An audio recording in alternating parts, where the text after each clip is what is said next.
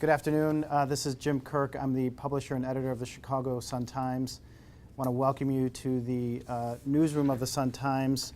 Today we are among several industries and outlets in the city that are having intimate lunches to discuss the city and the region's future. We feel as a newspaper it is important to be a part of this discussion. We all benefit when there is open dialogue and full engagement from residents and citizens of the region, not just Chicago, but the suburbs as well. And so we invite those of you to join the discussion based on what we talk about here. The city has spent decades trying to solve the problem of public education. I'd like to throw it open first. I know we have a public education reporter here, but I'm not going to start with her.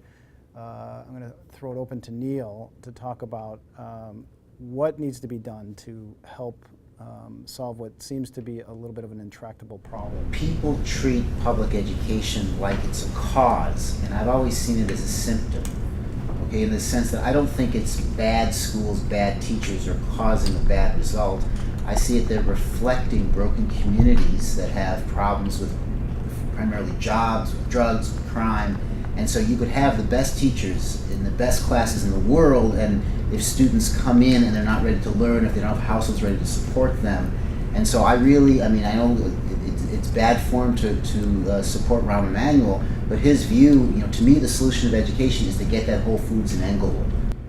We did just go through a massive closing of schools in the city, and some would argue that it was time to rip the Band-Aid off and let's move forward. I don't know if anybody agrees that that was the best strategy, but maybe they do. Anybody else want to weigh in on that in terms of having to face some difficult choices and then moving forward from there?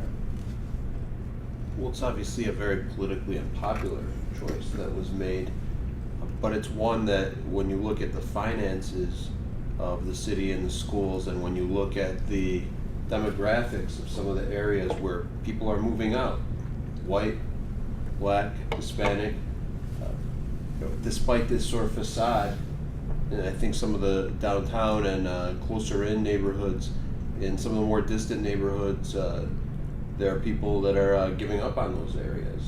I think people in poor communities or communities where they're not represented well, I think no one's listening to them. And you saw that with the school closings, where people just felt like their thoughts and their feelings weren't taken into account. And the city government came in, said, this is what's best for you, and that's it. And you see that with like school turnaround, where people will rally around a school, and they know in the end that all their efforts are for nothing because no one's going to listen to their thoughts. So I think people are beat down, and they sort of, almost like people have low expectations for these communities, so the cycle continues. And I think that's why Rahm Emanuel is so unpopular. Is he's terrible at selling his programs and telling people what he needs to do, and he's worse at listening to them.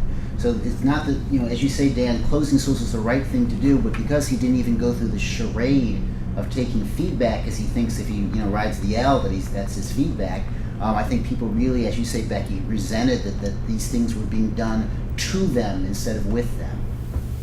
Well, he did go through the charade, is what his communities would say, that whole process of months of evenings and weekends and rallies and making signs and crying and begging the board was all for nothing, and that you had in these schools where families were trying to save them, families who were standing up during their limited free time to try to save them, and then just had doors slammed in their faces. So I think one of the greatest casualties of the school closing process was just this parental involvement, because it was, for the most part, all for nothing. One question is, how can this city really compete on a global stage? We have great sports teams. We have an incredible arts and culture scene here. We have a vibrant business center. And yet, do we fully compete? What needs to be done to really take us to the next level? Well, I think the very first thing is we're going to have to get rid of that murder capital of the world. Mhm. You know, I mean, really. I mean, when people call me and lived in Chicago and moved on to other places, they call, the first thing they ask is, what in the heck is going on in the city?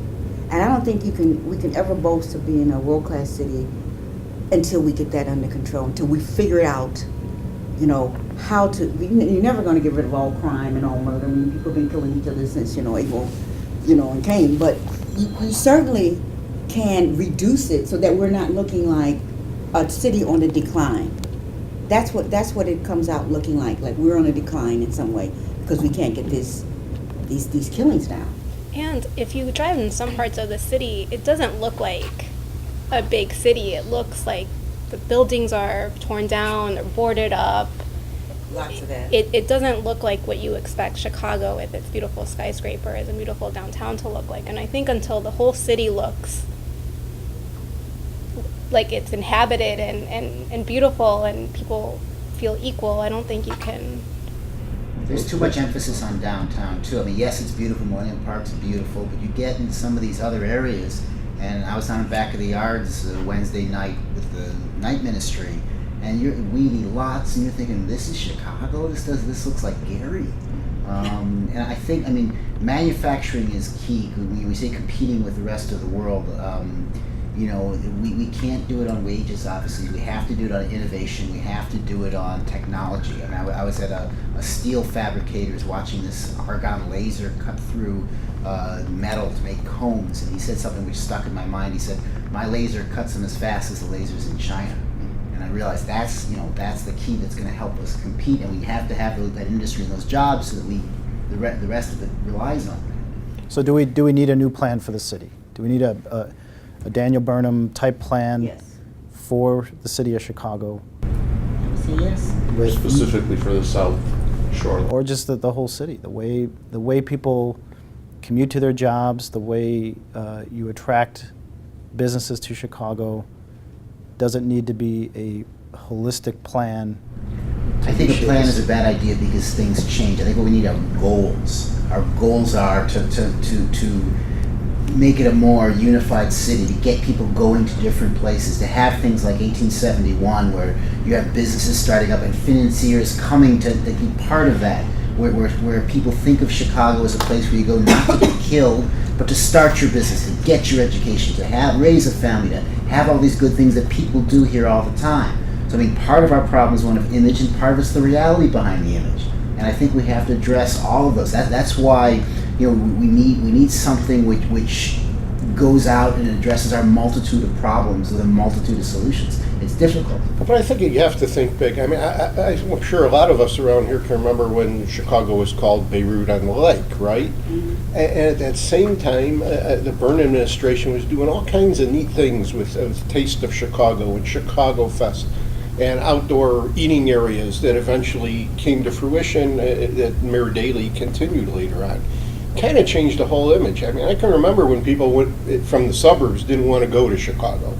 They were afraid of going to Chicago. Mm-hmm. They started to come back. And by the thousands, they were coming back. And that image changed. And the region changed. And I think big plans, I think you do have to have that big plan, Daniel Burnham idea. I think you need that as a people to improve morale. But there is also a cynicism every time somebody suggests something, whether it's a World's Fair or something like that. You got these people saying that's a waste of money.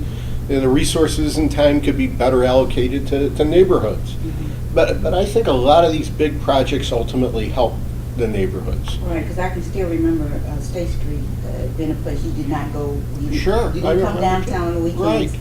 And the movie theaters were all slums and dumps. Right. And now, you know, we Right. have a vibrant downtown. So Yeah, live theater was almost dead at one point. But that was people living downtown. There was no plan. So people started building apartments on River North and then by Navy Pier there, and suddenly you get this whole range of. So that same investment, bottom line is that same investment has to be made in communities that south of the loop, south of South Loop. You got to get into these areas that are desperate for, you know, business. They're desperate for cultural centers. You have to get into those areas, invest money. All right, I think that does it for our part of the conversation. I want to thank my colleagues for taking the time out of their busy day to participate. Now it's your opportunity to engage with us, and there are a number of ways to do that. If you want to send us some thoughts via email, you can do that at onthetable@suntimes.com. You can use Twitter, join us on our Facebook page. We'd be happy to hear from you. So thanks very much, and talk to you soon.